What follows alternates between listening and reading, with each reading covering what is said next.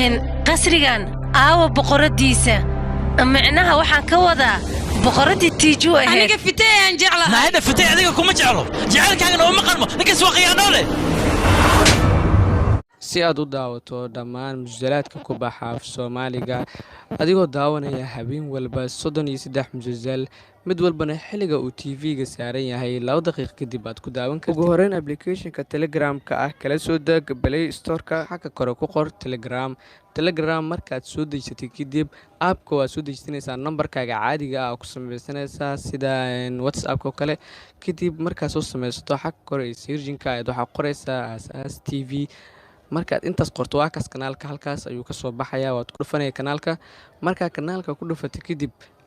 waxa markaas kasii dooranaya qaybta hoose ee jointa